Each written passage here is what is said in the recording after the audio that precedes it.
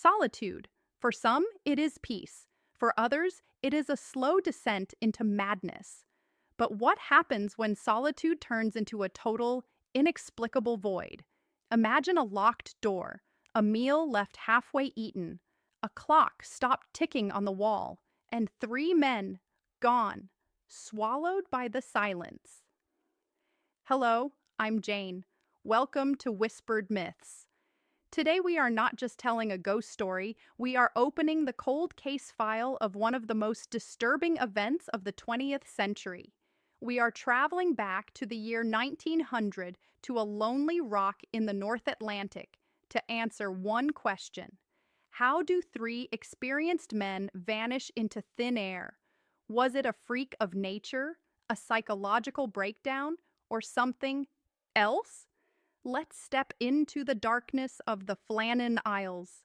At the westernmost edge of Scotland, where civilization ends and the infinity of the ocean begins, lies a group of rocks known on maps as the Seven Hunters, the Flannan Isles.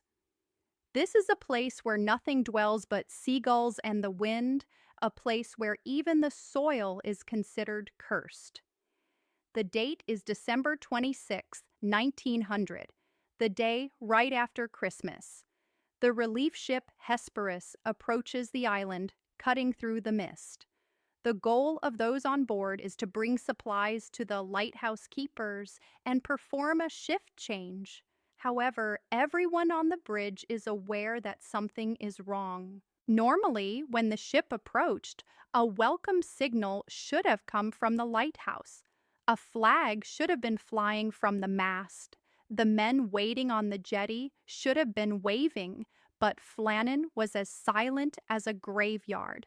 No flag, no signal, no humans, only the uncanny howl of the wind. Those who stepped onto that island that day found neither a body nor a suicide note. The only things they found were a stopped clock, a half-eaten meal on the table, and one of the greatest maritime mysteries in history. Three experienced lighthouse keepers had vanished from inside a locked tower, leaving no trace behind. Today, we are examining not just a story of disappearance, but those 15 days that pushed the limits of the human mind, the Flannan Isles mystery, in the deepest detail. To solve this mystery, you first need to know the setting, that is, the island of Eilean Mòr. This is a block of rock rising sheer out of the middle of the ocean, about 32 kilometers from the mainland. For centuries, shepherds would come here to graze their sheep, but they would never spend the night on the island, because according to ancient Celtic beliefs, this island was the resting place of spirits belonging to the other world. When night fell, the island did not belong to humans.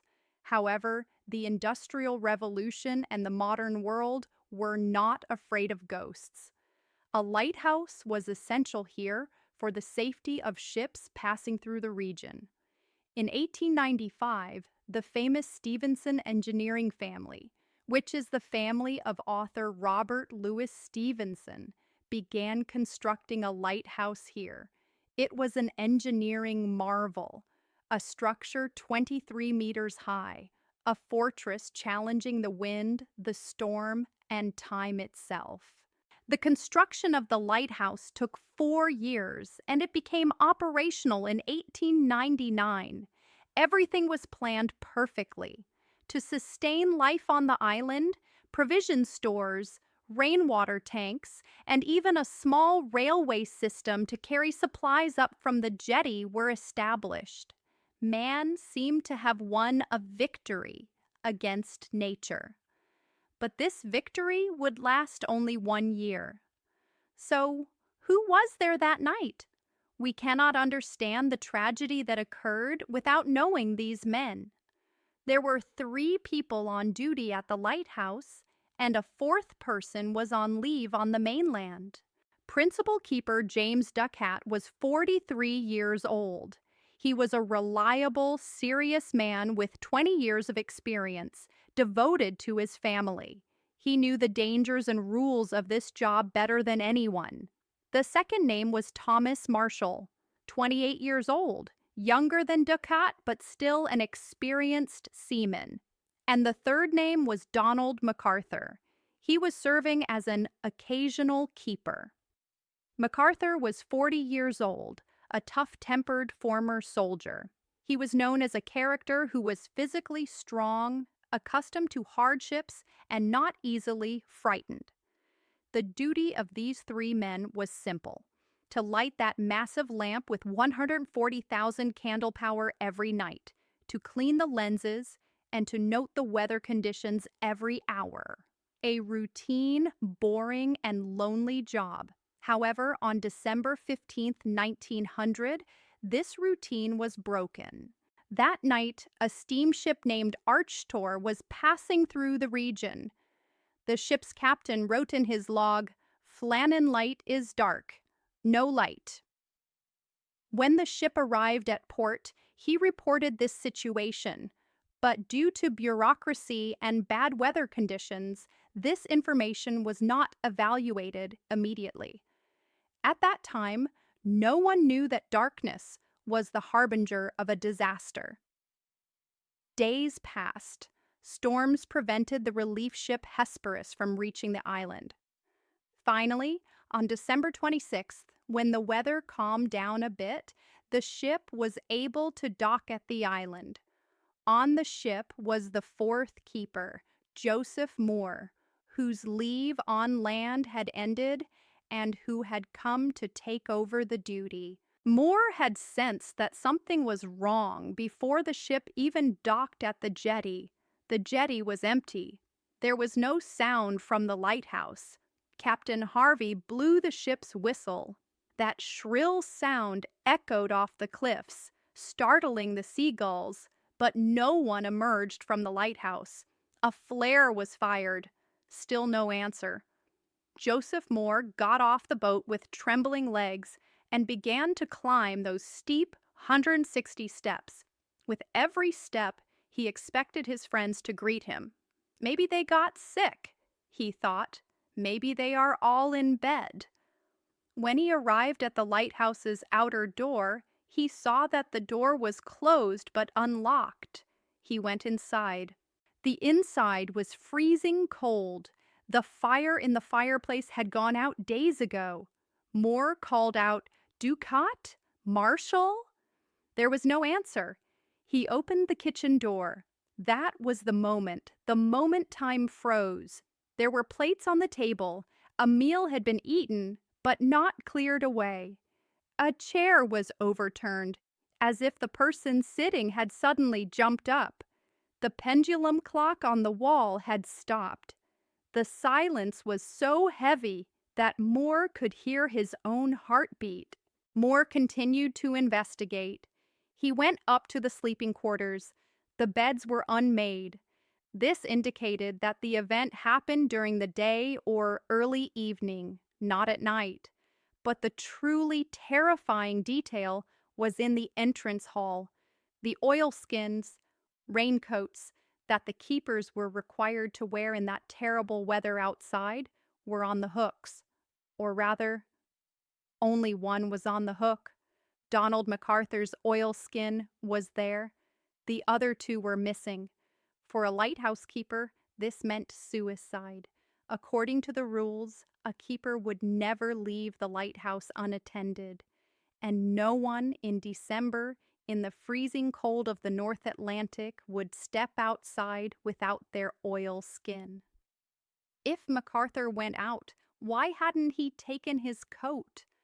What was it that made him rush out so hurriedly, as if running to his death? Joseph Mòr immediately returned to the ship and explained the situation. Captain Harvey sent that famous telegram to headquarters via radio. Dreadful accident at Flannan. The three keepers, Ducat, Marshall, and the Occasional, have disappeared from the island. The light was unlit since the 21st. A few days later, Robert Muirhead, the superintendent of the Northern Lighthouse Board, came to the island and launched the official investigation. Muirhead knew the missing keepers personally and was the one who had hired them. He examined every inch of the island. When Muirhead went to the west landing of the island, he encountered a shocking sight. Metal railings located 33 meters above sea level were twisted, railway tracks were torn from their places, and concrete blocks weighing tons had been displaced. This showed that a massive natural phenomenon, an unimaginable force, had occurred there. However, the most controversial and spine-chilling part of the investigation was the logbook found in the lighthouse. The entries in this notebook turned the event from a simple accident into a psychological thriller. According to the records, on December 12th, Thomas Marshall wrote, "Severe winds, like nothing I have seen in the last 20 years, and even stranger. Ducat is very quiet. Donald MacArthur is crying." Think about it.